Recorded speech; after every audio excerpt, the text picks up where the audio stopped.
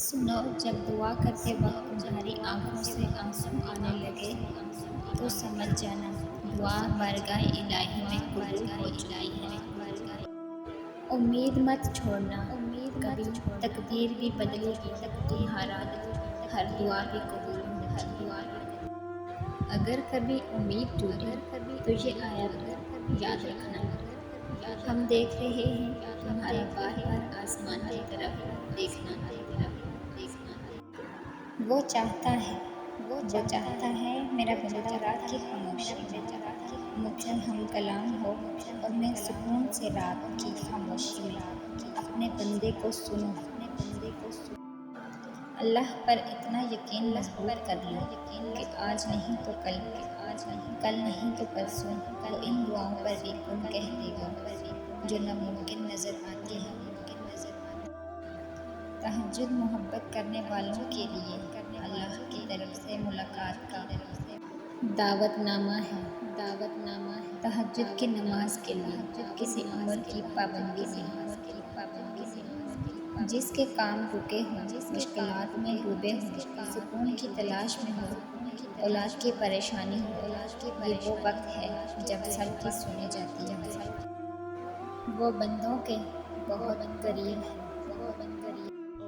وہ ہماری حاجات کو بھی سنتا ہے، بس عمل کرنا پڑتا ہے، قربانی دینی پڑتی ہے، پھر بس سب کچھ عطا ہو جاتا ہے۔ تہجد کے وقت کی گئی دعا رد نہیں ہوتی، مگر ضروری نہیں کہ اگر کوئی انسان تہجد پڑھتا ہے تو وہ کسی انسان کی محبت ہی مانگتا ہو، کیونکہ وہ اللہ ہے نا، اس کی محبت میں بھی بڑا سکون ہے۔ اور پھر تہجد کی توفیق تو جناب انہیں ہی ملتی ہے جنہیں اللہ کو راضی کرنا ہوتا ہے۔ میں نے دیکھا ہے تہجد کی نماز پڑھنے کے بعد کچھ بھی ناممکن نہیں ہوتا۔ جو اندھا بھروسہ تم لوگوں پر کرتے ہو وہ کبھی اللہ پہ کر کے دیکھو، یقین کرو وہ نہ بھروسہ توڑے گا اور نہ ہی تمہیں کبھی ٹوٹنے دے گا۔ اللہ سے دعا مانگو، وہ دعا کی قبولیت پہ یقین رکھو، کیونکہ اللہ غافل، لاپرواہ اور مایوس کی دعا قبول نہیں کرتا۔ اور یہ مت بھولو کہ اللہ تمہارا وہ سب کچھ کر سکتا ہے، وہ ہر چیز پر قادر ہے۔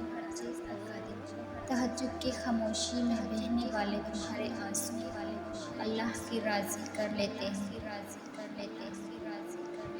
اللہ پاک کو انسان کا نیند سے بیدار ہو کر اس کے سامنے سجدہ ریز ہونا اور آنسوؤں کو موتیوں سے التجا کر کے اپنی دعائیں طلب کرنا بہت پسند ہے۔ یہ ہی وہ وقت ہے جب انسان کو نواز دیا جاتا ہے۔ تہجد کی دعاؤں کے لیے تو 7 آسمانوں سے کے پردے ہٹا دیے جاتے ہیں، تو پھر اللہ ایسے معجزے کرتا ہے جو نہ کبھی زمین والوں نے دیکھے ہوتے ہیں نہ آسمان والوں نے۔ ہر وہ چیز جس کے لیے تم نے صبر کیا تمہارے ہی نصیب میں آئے گی۔ تمہارا ایمان ہے نا اللہ پہ کہ وہ تمہاری سنے گا، تو دیکھنا وہ تمہارا مان ٹوٹنے سے پہلے ہی تمہارے لیے آسانیاں پیدا کر دے گا۔ بات نیت کی ہوتی ہے، کوئی کعبہ سے بھی خالی ہاتھ لوٹ آتا ہے تو کوئی گھر بیٹھے رب کو پا لیتا ہے۔